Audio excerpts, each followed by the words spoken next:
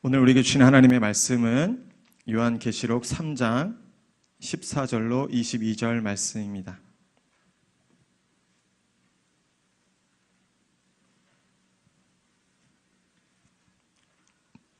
요한계시록 3장 14절로 22절 말씀입니다.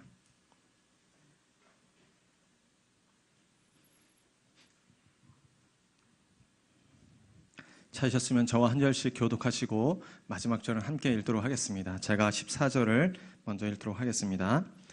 라오디게아 교회의 사자에게 편지하라. 아멘이시요 충성되고 참된 증인이시요 하나님의 창조의 근본이신 이가 이르시되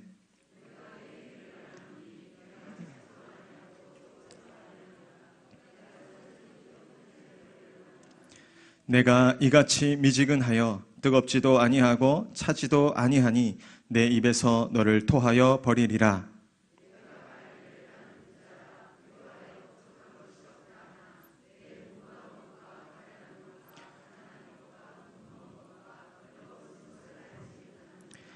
내가 너를 권하노니 내게서 불로 연단한 금을 사서 부요하게 하고 흰옷을 사서 입어 벌거벗은 수치를 보이지 않게 하고 안약을 사서 눈에 발라 보게 하라.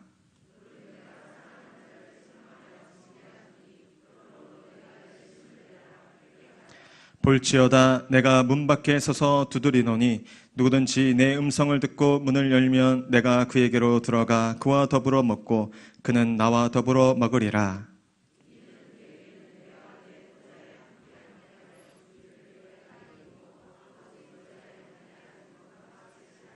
함께요. 귀 있는 자는 성령이 교회들에게 하시는 말씀을 들을지어다. 아멘. 제가 잠깐 기도하겠습니다. 하나님, 오늘 이 밤에 우리가 들을 게 있는 자 되기를 원합니다. 말씀하시는 하나님 앞에 또 성령으로 깨닫게 하시는 그 은혜 앞에 우리가 겸손히 들을 수 있는 자 되게 하여 주시옵소서. 성령이 교회에게 하시는 말씀을 듣고 오늘 그 하나님께서 기뻐하시고 바라시고 원하셨던 저희 교회가 될 수 있도록 복내려 주시옵소서. 감사드리며 예수 그리스도의 이름으로 기도드리옵나이다. 아멘. 오늘 저는 차든지 뜨겁든지라는 제목으로 하나님의 말씀을 증거하려고 합니다. 저를 한번 따라해 보시겠습니까? 차든지 뜨겁든지. 옆에 있는 분들에게 이렇게 얘기해 주니까 차든지 뜨겁든지 하세요. 예, 오늘 본문은 제가 수요일마다 전하고 있는 소아시아 7교회를 향한 우리 주님의 그 편지인 요한계시록 2장과 3장에 있는 그 편지 중에 마지막 7번째 교회인 라오디게아 교회에게 보낸 편지의 내용입니다. 사실 이 본문은 칭찬에 대한 내용은 거의 없고 책망이 많은 본문입니다. 어떻게 보면 좀 불편하게 들릴 수 있는 본문이죠. 그러나 여러분, 이 모든 성경은 우리 모든 신자와 교회의 유익을 위하여 쓰여진 것을 믿으십니까? 그렇다면 오늘 이 밤에 다소 책망이 담겨있는 하나님의 말씀이라 할지라도 이 말씀을 정말 그 라오디게아 교회만을 위한 말씀이 아니라 오늘 나와 또 우리 교회 공동체를 위한 하나님의 따뜻한 또 책망과 또 충고의 말씀이다라는 사실, 그것을 믿고 두렵고 떨리는 마음으로 이 말씀을 받아서 하나님께서 예비하신 그 축복을 하나도 남김없이 받고 누리실 수 있는 여러분들 되시기를 축원합니다.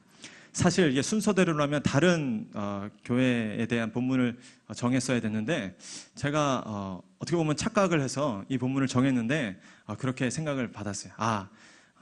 내가 아주 이렇게 좋은 말, 이렇게 또 듣기 좋은 말로만 설교할 것이 아니라 하나님께서 주시는 말씀대로 또 전체적인 그런 말씀을 받아야 건강하다라는 그 말씀을 제가 느껴서 본문을 수정하지 않았습니다. 여러분들도 그 믿음으로 함께 이 말씀을 받아서 말씀 가운데 찾아오시는 주님을 경험하시기를 축원합니다. 오늘 저는 이 본문을 묵상하면서 이 라오디게아 교회에게 주신 그 편지 가운데 그 편지를 쓰신 주님의 간절한 어떤 바람, 간절한 소원이 담겨 있다는 사실을 발견하게 되었습니다. 모든 성경이 그렇죠. 우리가 성경을 읽을 때 이게 몇 권으로 이루어져 있고 또 이게 뭐 누가 썼고 또 언제 썼고 그런 것도 중요하지만 정말 중요한 것은 이 성경을 통해서 우리에게 품고 계신 그 마음을 전하기 원하시는 그 주님의 마음을 헤아리는 것인 줄 믿습니다. 그 마음이 오늘 담겨 있더래요. 그래서 세 가지를 제가 여러분들과 함께 나누려고 합니다. 첫 번째, 저는 오늘 이 라오디게아 교회를 향하신 주님의 그 편지를 묵상하면서 주님은 우리에게 일관성 있는 신앙의 태도를 요구하신다라는 것을 깨닫게 되었습니다. 주님은 우리에게 무엇보다도 일관성이 있는 신앙의 태도를 요구하신다라는 것입니다. 우리 계시록 3장 14절 15절 말씀 우리 한 번만 더 같이 읽어볼까요? 시작. 라오디게아 교회의 사자에게 편지하라. 아멘이시요 충성되고 참된 증인이시요 하나님의 창조의 근본이신 이가 이르시되 내가 내 행위를 아노니 내가 차지도 아니하고 뜨겁지도 아니하도다. 내가 차든지 뜨겁든지 하기를 원하노라. 아멘. 여러분, 이 본문에 대해서 제가 이제 말씀을 전하기 전에 그 배경을 좀 알려드려야 될 것 같은데, 이 라오디게아라는 도시는 소아시아 지역의 에베소와 또 수리아를 잇는 아주 발달한 상업 도시였습니다. 이 상업이 발달했기 때문에 자연스럽게 금융업이 굉장히 또 발달하였습니다. 또한 이런 옷감을 만드는 그런 제조업이 발달해서 면직과 또 모직 그런 산업들이 발전했고, 또한 약을 제조하는, 그 당시에도 벌써 이 약을 만드는 그 기술이 굉장히 발달한 지역이었습니다. 특별히 그 연고 형식으로 된 안약제를 조제하는 그 기술이 매우 발달한 도시였던 것이죠. 그래서 이 도시는 굉장히 물질적으로 아주 부유하였습니다. 부족한 것이 없었습니다. 섣불리 이 동네 가가지고 돈 자랑했다가는 아주 부끄러울 수 있습니다. 워낙 그렇게 돈이 많고 부유한 동네였어요. 그래서 AD 60년에 그 지역에, 터키 그 지역에 큰 지진이 있었는데 모든 도시들이 저마다 그 로마의 손을 벌려서 그 재건을 위한 그 원조를 받았는데, 이 도시만큼은 그 원조를 사용하고 스스로의 어떤 자력으로 그 모든 어려움들을 또 극복한 그런 도시였습니다. 그렇게 물질이 넉넉하고 또 부유했던 도시. 그리고 당시에 어떤 이 도시의 분위기가 다른 종교에 대해서 굉장히 관대하고 또 굉장히 또 이렇게 자유분방한 분위기였기 때문에 어떤 그 그리스도인들이 자기가 믿는 사람이라는 것 때문에 이렇게 핍박을 당하거나 또 불리한 어떤 그 부당한 대우를 당하거나 하는 그런 고난이 없는 그런 아주 태평한 그런 또 도시이기도 하였습니다. 그런데 이 도시가 한 가지 부족한 것이 있었는데 완벽하지는 않았죠. 무엇이었냐면 물이 부족했던 것입니다. 그 지역에 생활용수로 쓸 수 있는 식수뿐만 아니라 생활용수로 쓸 수 있는 물조차도 굉장히 부족한 그런 지역이었어요. 그래서 이들이 어떤 방법을 썼냐면 이 라오디게아 지역 북쪽 한 10km 정도 띄어진 곳에, 사실 꽤 먼 거리인데 그곳에 히에라볼리라는 그 지역이 있었어요. 근데 그 지역에는 뜨거운 온천이 끊임없이 이렇게 솟아서 나오는 곳이었습니다. 그래서 그 지역의 온천을 수로를 닦아서 그 온천수를 자신의 그 도시까지 이렇게 끌어오는 그런 방법을 썼습니다. 그런데 이 온천수가 어떻게 했어요? 그 온천에 히에라볼리에서 나올 때는 뜨거웠겠지만 점점 이렇게 시간이 지나면서 수로를 돌면서 굉장히 식었겠죠. 그리고 이 온천수는 여러분도 아시겠지만 석회의 질이 많이 포함되어 있어가지고 사실 이 물은 식용으로는 이제 쓸 수 없는 물이 되는 것입니다. 자칫 이 석회가 포함된 물을 잘못 마시면 구토 증세를 일으키는, 그래서 오늘 본문에도 보면 이렇게 토하여내겠다라는 표현이 있는데 아마 그런 문맥과 배경 속에서 이런 표현들을 주님께서 사용하신 것 같아요. 또 한 가지, 그러면 식수는 어떻게 얻느냐? 히에라볼리에서 조금만 더 올라가면 골로세라는 지역이 있었어요. 그 골로새는 또 어떤 곳이었냐면 아주 큰 우물들이 많아서 시원한 그 생수와 같은 우물들이 많았던 곳입니다. 그래서 또 그곳의 물들을 수로를 만들어서 이 라오디게아 지역으로 끌어와서 차가운 그 우물물을 식용으로 사용했던 그런 어떤 문화적인 배경이 있었던 본문입니다. 그런데 오늘 그 문맥 속에서 주님께서 이렇게 말씀하시는 것입니다. 내가 보기에 내가 마시기에 정말 두고 보기 힘든 그런 모습들이 있다. 정말 내가 보기에 눈에 보기 싫은 그런 가증한 그런 신앙의 모습들이 있다라는 것을 비유하시는 것이죠. 마치 석회 섞인 그 식어버린 그 물을 마셔서 구토 증세를 일으키는 것 같은 그런 신앙의 모습들이 있다. 너희 교회 안에 그러한 모습들이 나에게 지금 보여진다라고 말씀하신 것입니다. 여러분, 그것이 무엇일까? 제가 묵상하는 가운데 주님께서 보시기에 그토록 보기에 싫을 정도로, 그리고 정말 마셨다고 치면 정말 구토 증서를 일으킬 정도로 거부감을 일으키는, 주님께 그렇게 거부감을 일으키는 신앙인들의 모습, 그 교회의 모습이 무엇이냐? 그것은 일관성이 결여된 불분명한 신앙의 모습이다라는 것입니다. 일관성이 결여된 불분명한 그런 신앙의 모습. 비유적으로 오늘 본문에 보면 차지도 뜨겁지도 않은, 이것도 저것도 아닌 미지근한 신앙, 그것이 바로 주님 보시기에는 이렇게 보기 싫은 신앙의 모습이다라는 것입니다. 한마디로 이 사람은, 이러한 교회는 하나님을 도대체 믿는지 안 믿는지 하나님조차도 헷갈리게 하는 그런 사람들, 그런 신앙인들, 그런 교회가 있다라는 것입니다. 오늘 이 본문을 대하면서 우리들은 돌아봐야 할 것입니다. 우리의 신앙에는 일관성이 있는가라고 말입니다.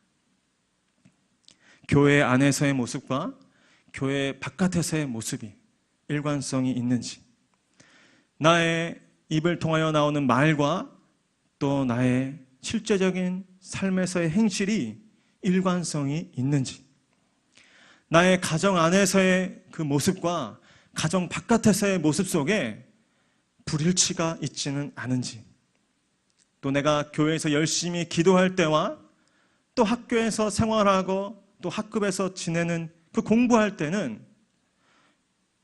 이런 불일치가 있진 않은지, 내가 교회에서 찬양하고 또 열심히 봉사할 때와 회사에서 일하고 또 누군가와 계약을 체결하고 또 사업을 진행할 때는 또한 완전히 동떨어진 이런 완전히 별개의 모습으로 살아가고 있지는 않은지 돌아봐야 하겠다라는 것입니다.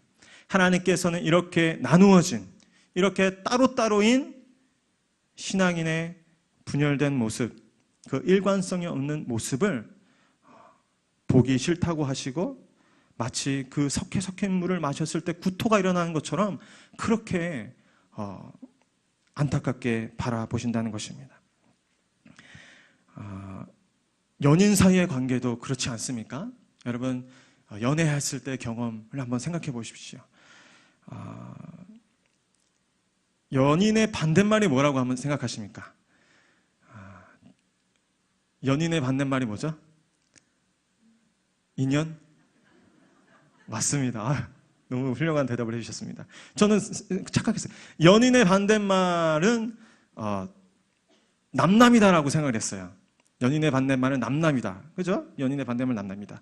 근데 오늘 본문을 묵상해 보니까 연인의 반대말이 남남이 아니라, 여러분 혹시 이 용어 아십니까? 썸남, 썸녀 아십니까?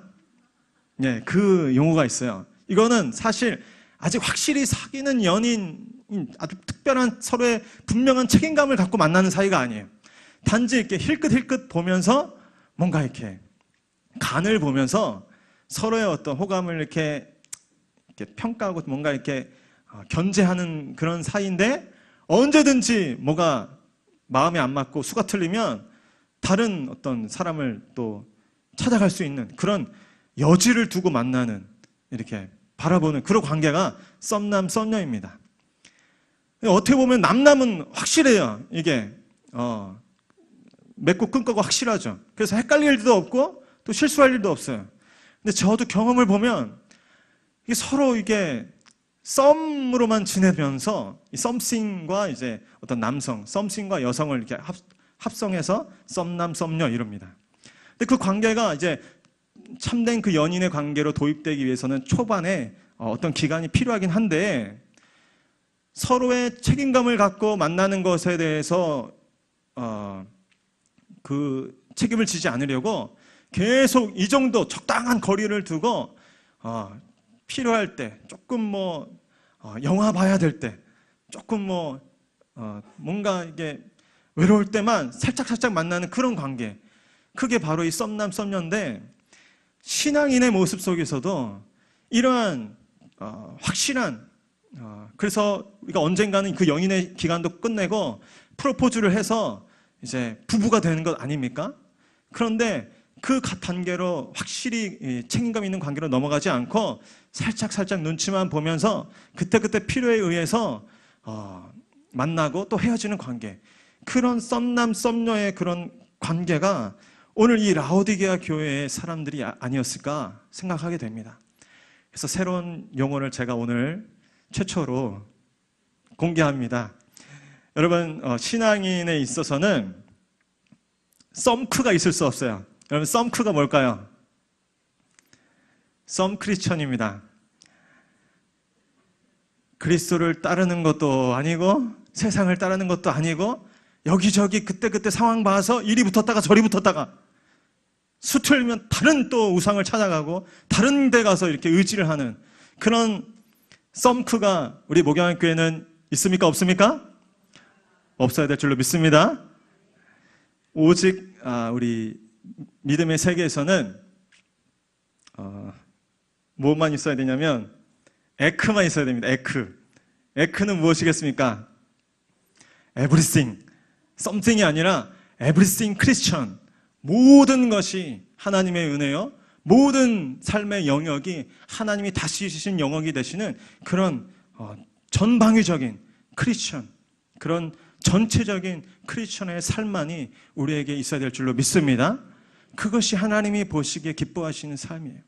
대단한 일들을 하고 대단한 사업을 일으키는 그것이 아니라 그의 삶이 마치 정신분열증 걸린 것처럼 여기서는 그렇게 하나님 나의 주인이시라고 나 주님의 기쁨 되게 원한다고 그렇게 찬양을 하면서도 다른 곳에 가서는 완전히 주님 알지 못하는 사람처럼, 주님에 대해서는 들어보지도 못하는 사람처럼, 성경은 한 글자도 읽어보지 않은 사람처럼 그렇게 살아간다면 그 모습을 볼 때 마치 연인이 다른 남남을 바라볼 때 어떤 남이 나한테 잘못을 했거나 피해를 줬을 때보다 정말 나는 연인이라고 생각했는데, 나는 부부라의 연을 맺고 산다고 생각했는데 건강할 때만 나에게 오고 내가 부유할 때만 나와 함께 있고 내가 조금만 병들고 조금만 뭔가 힘들어지면 곁을 떠나는 그런 관계를 볼 때 얼마나 더 큰 상실감과 배신감을 느낍니까? 그래서 성경에도 보면 주님께서, 저는 좀 고민했어요. 아니, 뜨거운 신앙인이 되라고 얘기하시지, 아니 그렇다고 어떻게 미지근한 신앙도 아니고 차든지 뜨겁든지라고 말씀하시냐. 그래도 조금 미지근한 게 더 낫지 않냐. 저는 그렇게 생각했는데 우리 인격적이신 그 하나님의 마음을 이렇게 들여다보니까 정말 이건 괴로운 거예요. 이건 정말 환장하는 거예요. 정말 나를 그렇게 사랑한다고 하고선, 나를 그렇게 의지한다고 하면서 완전히 180도 변해가지고 또 나를 남처럼 대하고 완전히 그렇게 동떨어진 삶을 사는 그 크리스천들을 바라볼 때 하나님께서 얼마나 상심되시고 얼마나 배신감을 느끼겠는가. 그래서 우리는 경계해야 합니다. 우리가 적당히 교회에 발을 딛고 있다고 해서, 적당히 주일 예배에 참여하고 헌금생을 하고 있다고 해서 내가 하나님께 진정한 그런 예배와 하나님의 진정한 고백을 드리지 못하는 것이 큰 문제가 되지 않겠지. 내가 정말 진실되게 신앙생활 못하는 것이 그래도 하나님께서 뭐 이 정도면 괜찮다고 여겨 주시겠지. 그런데 정말 우리가 하나님과의 관계를 인격적인 관계 속에서 헤아리신다면 여러분 그렇게 신앙생활 하셔는 안 되는 것입니다. 그렇게 하나님 앞에 나누어진 삶으로 분열된 모습으로 일관성 없는 모습으로 우리가 믿음 생활할 수 없는 것입니다.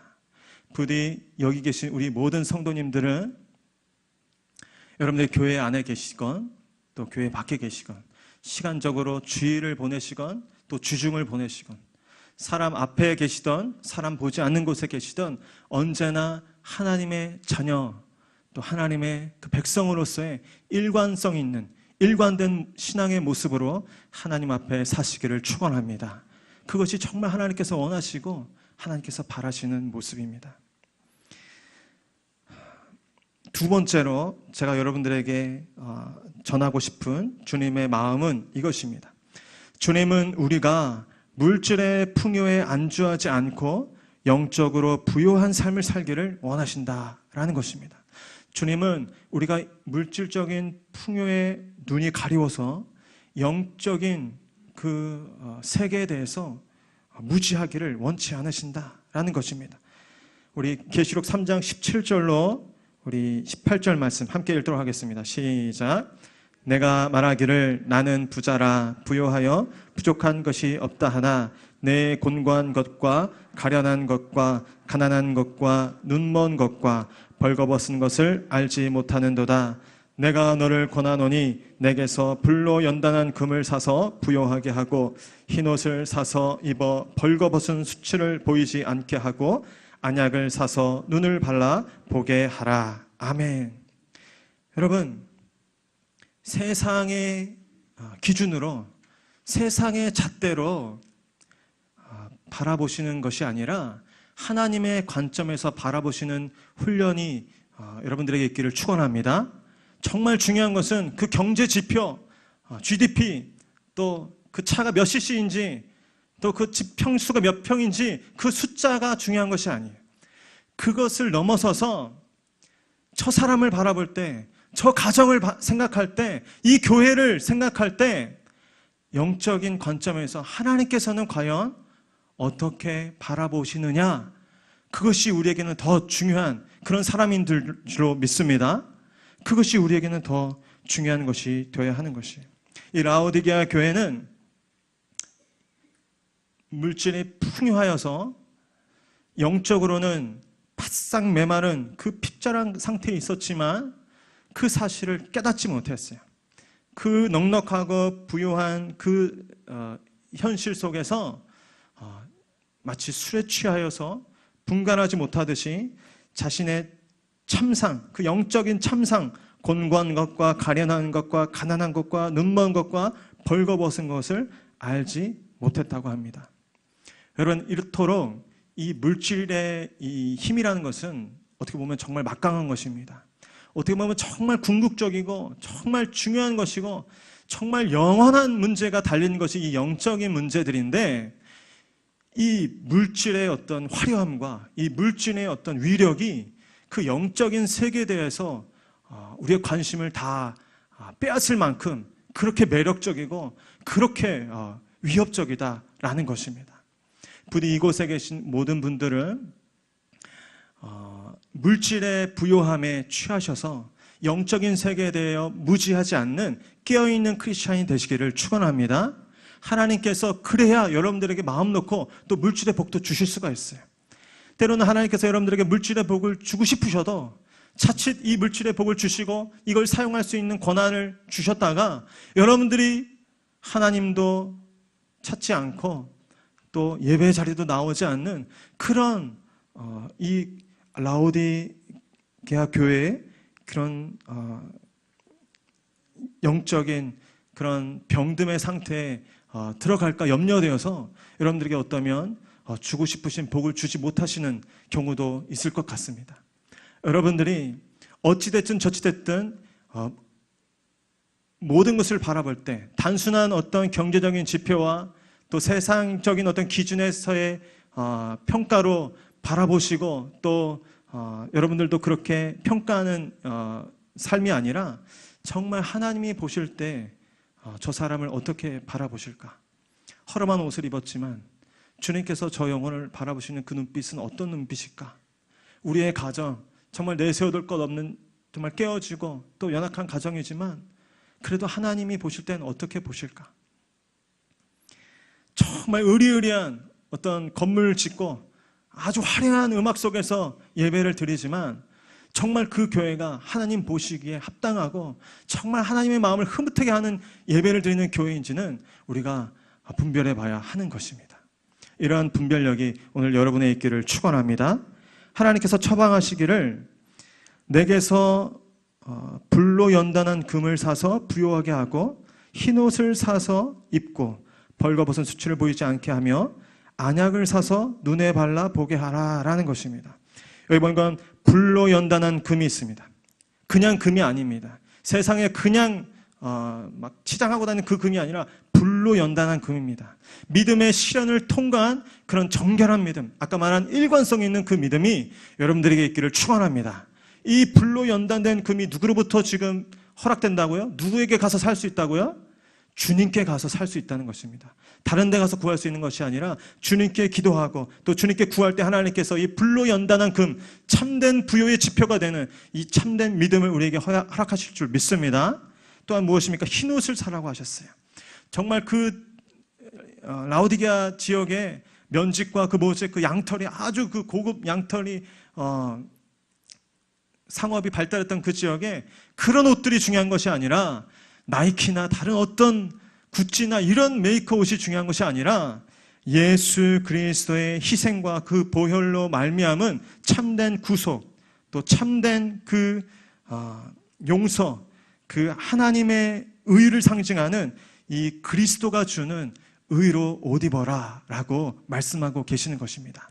여러분, 하나님 앞에 나아갈 때, 그리고 세상 앞에 싸우러 나아갈 때도 결코 여러분의 어떤 것들을 내세우지 마시고 다른 어떤 것들을 의지하지 마시고 오직 하나님으로부터 말미암은 예수 그리스도 안에 있는 그 참된 의를 의지하시는 여러분들 되시길 축원합니다. 교회 나올 때도 예배드리러 할 때도 마찬가지예요. 내가 한 주 동안 큐티 열심히 했으니까, 내가 어제 화요 예배 끝나고 노방전도 열심히 했으니까 오늘 내가 드리는 예배는 하나님께서 기뻐하실 거야. 여러분, 결코 그렇지 않습니다. 그렇게 생각하는 것은 마치 그 세리와 바리새인 기도에서 바리새인이 생각했던 그 마음과 똑같은 것입니다. 여러분, 오직 이 예배당에 나올 때는 다른 어떤 것도 의지하지 마시고 예수 그리스도의 그 정결한 그 어린 양의 보혈로 말미암은 참된 의만 의지하시는 여러분들 되시기를 축원합니다. 그 의가 우리의 참된 능력이 되는 것입니다. 다른 어떤 우리의 선행도, 다른 어떤 우리의 공로도 하나님 앞에 내세울 수 없습니다. 우리의 삶의 능력이 될 수 없습니다. 오직 우리 예수 그리스도 안에 있는 이 참된 이 의, 이 흰옷만이 우리의 참된 능력이 될 줄로 믿습니다. 여러분, 마지막입니다. 안약을 사서 눈에 바르라고 합니다. 이 안약이 무엇입니까? 우리의 눈을 맑게 하는 것입니다.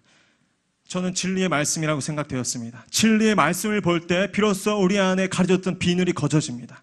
비로소 거짓과 참을 분별할 수 있는 분별력이 생기고 영원한 세계를 바라볼 수 있는 그 시력이 우리가 말씀을 묵상하고 또 읽을 때 일어나는 것입니다. 여러분이 진리의 말씀을 날마다 가까이 하시고 묵상하셔서 밝은 눈으로 주님을 예배하시고 또 세상 가운데 그 사명의 길을 걸어가시는 여러분들 되시기를 축원합니다. 여러분, 이 세 가지가 여러분들의 있기를 축원하는데요.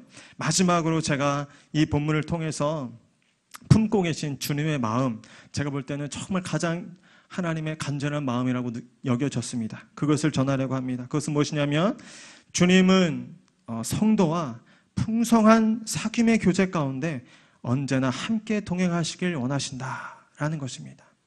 저를 따라해 보시겠습니까? 주님은 나와 동행하길 원하신다. 교제하길 원하신다. 사귀길 원하신다.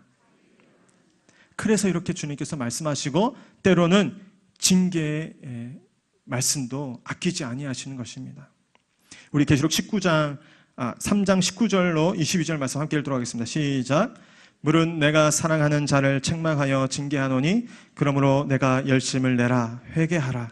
볼지어다 내가 문 밖에 서서 두드리노니 누구든지 내 음성을 듣고 문을 열면 내가 그에게로 들어가 그와 더불어 먹고 그는 나와 더불어 먹으리라. 이기는 그에게는 내가 내 보좌와 함께 앉게 하여 주기를 내가 이기고 아버지 보좌에 함께 앉은 것과 같이 하리라. 귀 있는 자는 성령이 교회들에게 하시는 말씀을 들을지어다. 아멘. 여러분, 결국은 주님이 우리에게 원하시는 것은 주님과 우리의 온전한 사귐인 것입니다. 여러분, 일요일이라는 어떤 시간의 방에 예수님을 가두어 놓고 계시진 않습니까? 여러분, 예배당이라는 어떤 공간이라는 그 방에 예수님을 홀로 남겨두고 계시진 않습니까? 그러면서도 우리가 일요일에 교회도 가고 또 봉사도 하고 또 헌금도 하지 않았습니까?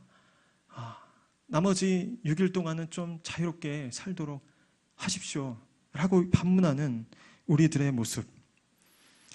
여러분, 정말 여러분들의 삶은 모든 영역에 있어서 주님을 향하여 활짝 열려 있습니까? 마치 부부가 되면 서로 처녀 총각일 때는 비밀로 감춰뒀던 것들이 있지만 부부가 된다는 것이 무엇입니까? 그런 것들을 서로 다 나누고 또 공개하고 또 정말 다른 누군가에게 내어놓지 못했던 그런 이야기까지도 내어놓는 그런 관계가 부부의 관계 아닙니까? 저도 처음에 사실 조금 낯설더라고요. 그리고 이렇게 개인의 삶을 누군가에게 개방한다는 것은 두려움이 따르기 마련인 것입니다. 저도 처음에 우리 아내가 자꾸 이런저런 비밀번호 물어볼 때 좀 이상하더라고요. 그리고 왜 내가 비밀번호를 알려줘야 되는가? 프라이버시가 있지 않는가? 그래서 아직도 안 알려주는 것이 있습니다. 그래서 우리가 온전치 못하다는 것이죠. 비유로 들어도 온전치가 못습니다. 그런데 몇 가지 다른 누구에게는 제가 우리 존경하는 단목사님께도 공개하지 못한 비밀번호를 우리 아내는 알고 있습니다. 그게 부부의 관계죠.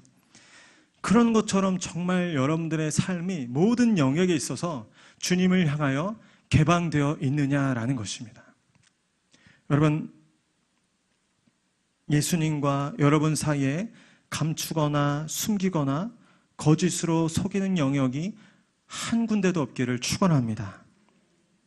여러분, 정말 예수님께서 여러분의 인생의 주인이심을 고백하십니까? 그렇다면 여러분들의 모든 영역의 문들을, 모든 영역의 공간들을 그 주님께서, 그 예수님께서 자유롭게 출입하실 수 있도록 주님께 개방을 해야 되는 것입니다. 어떤 분들은 그분이 다른 곳은 다니게 하면서도 이 재물을 쌓아놓은 곳간만큼은 절대 예수님 얼씬도 못하도록 그렇게 하는 분들이 있어요. 또 어떤 분들은 교회에서 또 가정에서는 그래도 가정 예배도 드리고 그렇게 예수님을 초청해서 기도도 하고 함께 상의도 하면서 일터에 가시면, 직업의 현장에 가면 예수님은 아무 참견도 하지 못하도록 그렇게 예수님과 상관없이 철벽 방어를 하는 그런 분들도 있어요. 또 어떤 분들은 어떻습니까? 다른 부분에서는 구제도 열심히 하시고 교회 봉사도 열심히 잘 하시면서 자녀 양육의 문제에 있어서만큼은 노터치, 주님도 노터치, 제가 알아서 하겠습니다, 이렇게 하는 분들도 있어요. 또 어떤 분들은 내가 그 인생에 세워놓은 그 인생의 계획표, 철저한 그 계획표, 거기에 대해서는 하나님께서 절대 훈수하지 못하도록 주님을 멸시하는 그런 분들도 있습니다. 여러분, 인간의 모든 지혜로움을 합친 것보다 하나님의 어리석음이 더 낫다는 그런 고백을 하실 수 있으십니까? 그 고백이 있다면 여러분, 여러분의 삶의 모든 영역 가운데 주님을 초청하시고 또 주님과 함께 상의하시고 그분의 뜻을 여쭈면서 그분과 언제 어디서나 동행하시는 여러분들 되시기를 축원합니다. 그때야 비로소 참된 교제가 이루어지신 거지. 일주일에 딱 한 번 일요일 날 예배드리는 시간대만 주님과 교제하고 나머지 시간들은 문에 잠가놓고 주님과 동떨어진 삶을 사는 게 더 자유롭고 더 행복하고 더 만족스러웠다면 그것은 아직 정말 그 참된 신앙이라고 말할 수 없을 것이에요. 오늘 주님께서는 그 닫힌 문을 쳐부수고 들어가실 수 있는 그런 분이심에도 불구하고 어찌나 우리를 존중하시고 배려하시고 또 아끼시는지 그 닫힌 문 앞에서 내가 문을 두드리고 있겠다라고 이야기하십니다. 내가 기다리고 있겠다. 문을 두드리겠다. 행여나 우리가 다칠까? 행여나 우리가 정말 놀랄까? 주님께서는 그렇게 어떻게 보면 어리석게 보일 정도로 기다리시면서 문을 두드리고 계십니다. 불신자만이 대한 이 본문이 아닙니다. 라오디게아 교회를 향한 말씀 중에 나온 본문입니다. 우리가 교회 다닌다고 신앙생활하고 믿는다고 하면서도 주님을 초청하지 못하는 그런 영역으로 문을 닫고 지내는 그런 모습들이 있습니다. 오늘 우리가 이 밤에 찬양하고 기도할 때 주님께 대하여 닫혔던 모든 문들이 활짝 열리는 은혜가 있기를 축원합니다. 하나님께 내어드리지 못했던, 주님과 함께 동행하지 못했던 그 모든 삶의 영역에서 주님과 함께 동행하고 그곳에서도 하나님을 예배하고 그곳에서도 하나님의 법과 질서를 따라 승리할 수 있는 여러분들의 삶이 되시기를 축원합니다. 그럴 때 비로소 하나님께서 여러분들 삶 가운데 마음껏 역사하시고 일하실 수 있을 줄로 믿습니다.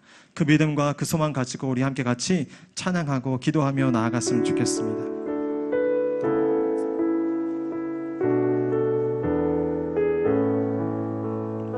하나님께서는 일주일에 한 번만이 아니라